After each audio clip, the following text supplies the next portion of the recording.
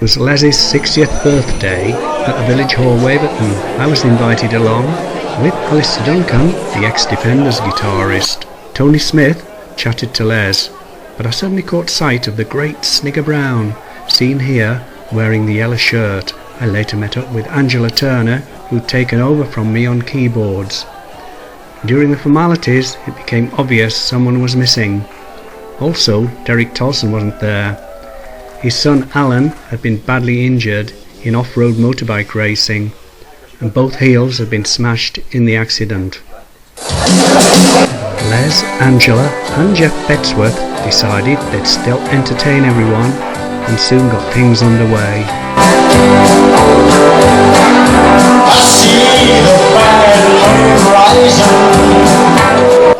Les put on his Buddy Holly spectacles.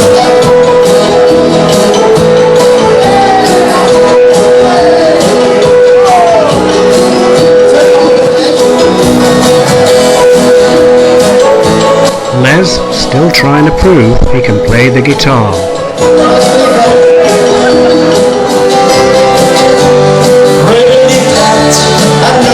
Reunion had just completed another LP CD, and this recording was first on the list. You can now hear the end result. Heartbeat, why do you miss when my baby kisses me?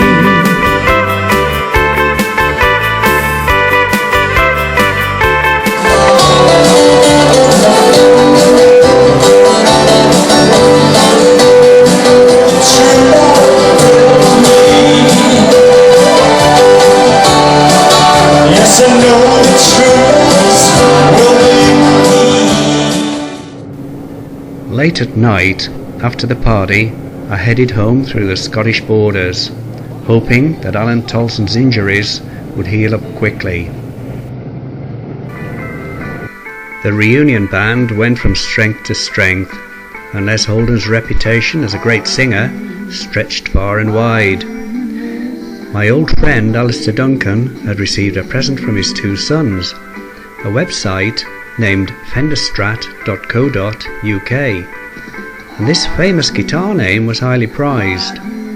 Alistair decided to base this website on the history of all Cumbrian bands of the 60s. I volunteered to enhance all the photographs using my computer, adding colour where necessary, and within 12 months it had become the biggest and most popular website of its kind in the UK. Approximately how many bands will be on the Fenderstrat website, Alistair? It must be around 100 now. Yeah. I went along with Alistair to the Palace Ballroom, Maryport. It was about to be demolished and another piece of history was about to disappear. Every famous 60s group had performed here, and Cumbrian bands would give a final performance. Very quickly, Alistair and I became involved with newspapers, radio and TV, as they all queued up to cover the history of Cumbria's amazing groups.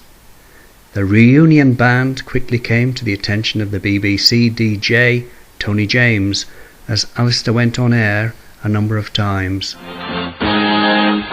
Tony James is simply, madly, divinely, happily, completely in love with Cumbria. In the shadows of yesterday.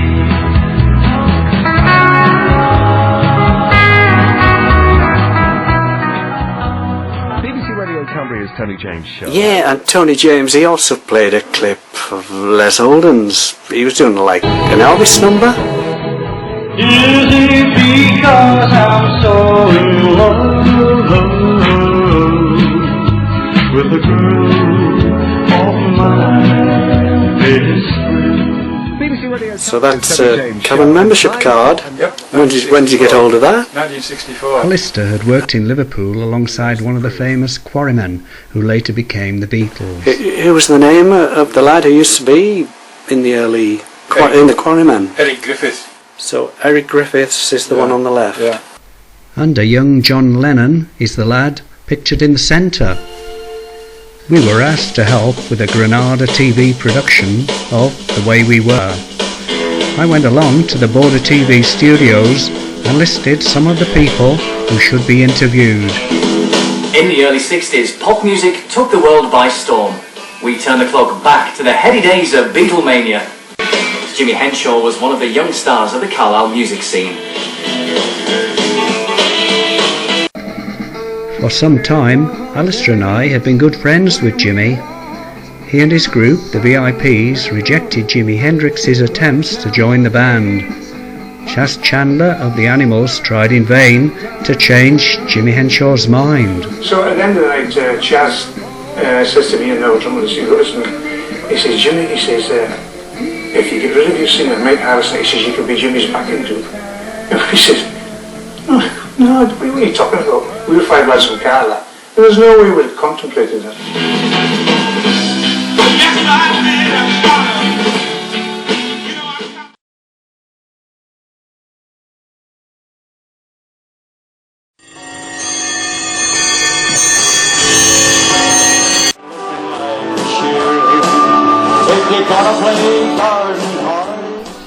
Derek Tolson reached his 70th birthday, and of course threw a massive party. Reunion band played most of the evening, and it just seemed like we were back in the 60s.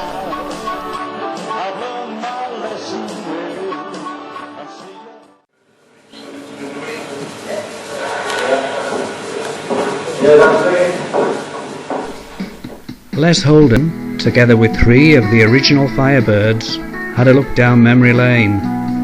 The Globe Hall hadn't changed much over 35 years, but the place was about to be modernised. You're probably wondering what members of the band are doing now.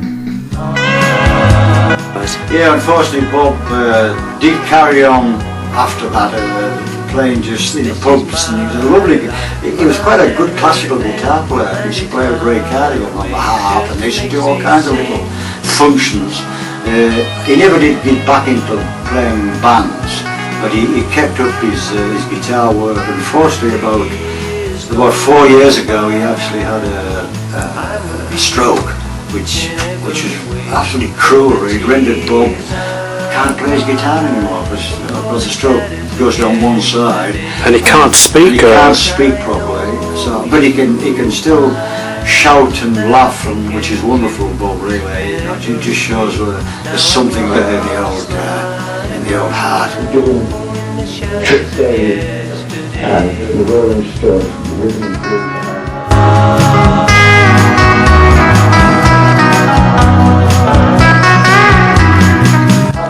Do you remember when we played with the Applejacks? And what happened to your drums? Far away, all the memories that make me say,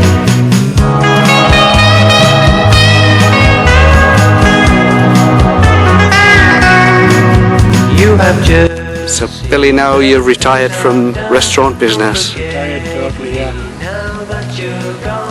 No more work, finished John. And you're looking across the Solway into Scotland. As the years go by. Yeah, the other member of the Concord, Huey, he was a lovely bass player. He wasn't so. And he's still got a Beatle bass, And he doesn't he? still has under his bed, because he isn't well lately. He's got an awful. That awful illness, motor neuron, Huey, and it's just so sad, you know. We need a miracle to put him right. But he still has his bass. He's still tucked under the bed, if you like. It's one of those old Hofner Beatle basses, same as McCartney.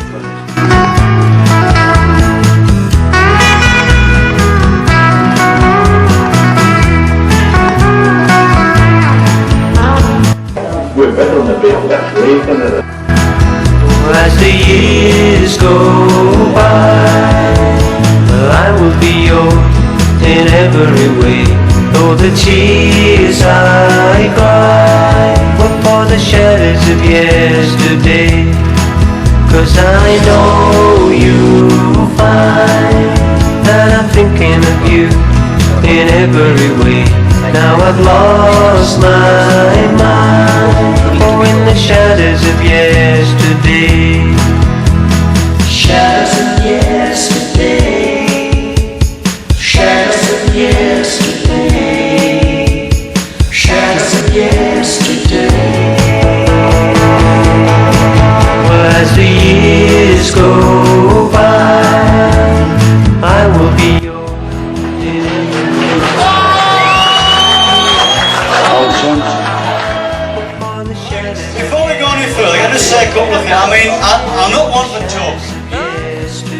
Of course, as I was telling you, Fisher's never been able to play guitar, and neither has Alan Tolson. In fact, most of the guys I've played with really can't play quite as well as I can. I've been trying to teach them for years, all these little minor chords, and, well, it seems to fall on deaf ears.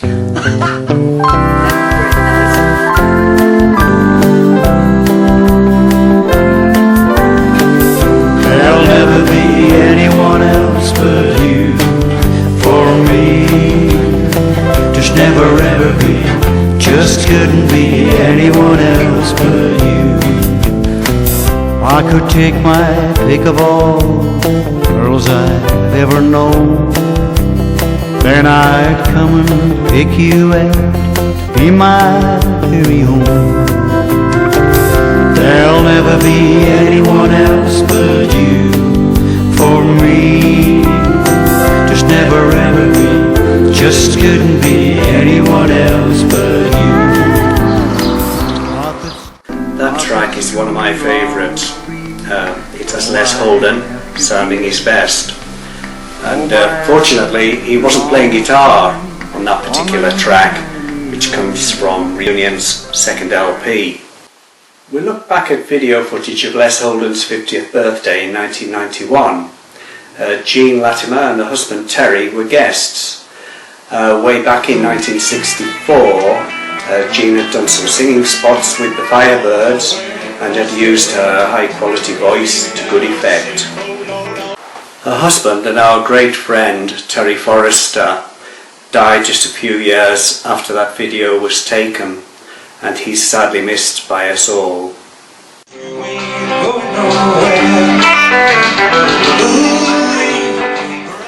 Les Holden's brother-in-law Stuart came to the party with his wife Jeannie, and at the time Stuart was suffering from a terminal illness, and sadly he died a few weeks after this video was taken. With the passing of time, some other guests at that party have also passed away, but there's one thing for sure, none of them will ever be forgotten, and this video should help in that respect.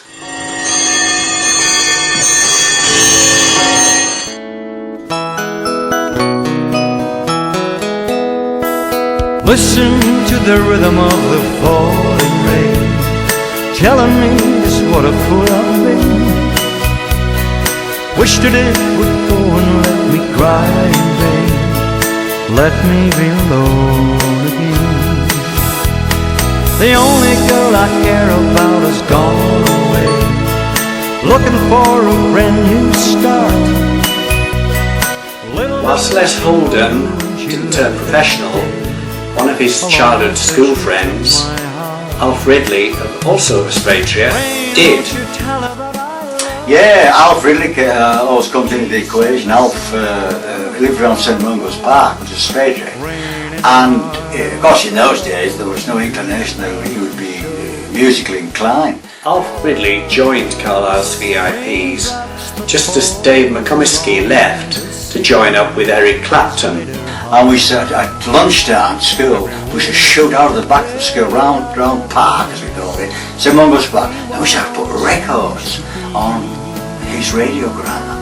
And he put music on like, can you believe it, Hans Christian Andersen stuff, you know, Danny Kaye stuff, that kind of stuff.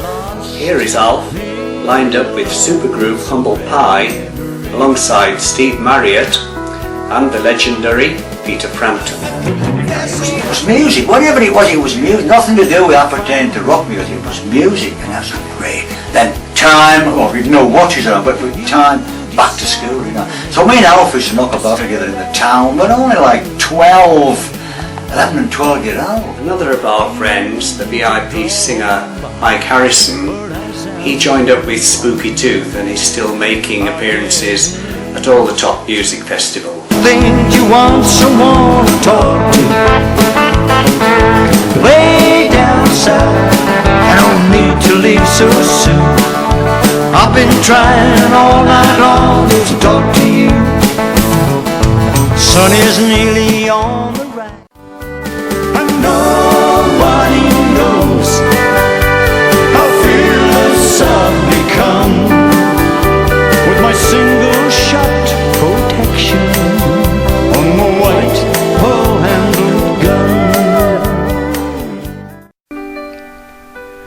It's now mid-November 2010, and I think our story's told.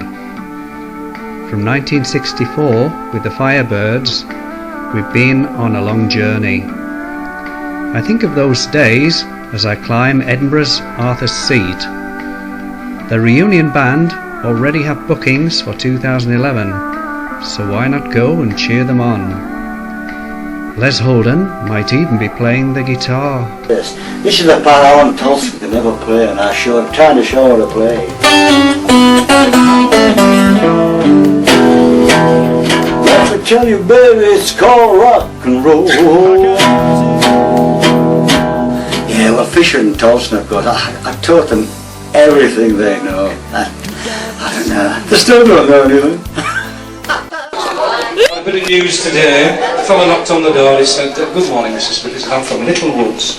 I said, "Great, I've won the pools." So I've just arrested your wife for shoplifting. She was going to come with us tonight. I hid her teeth. Knock, knock, knocking on heaven's door. Knock, knock, knocking on heaven's door. Knock, knock, knocking on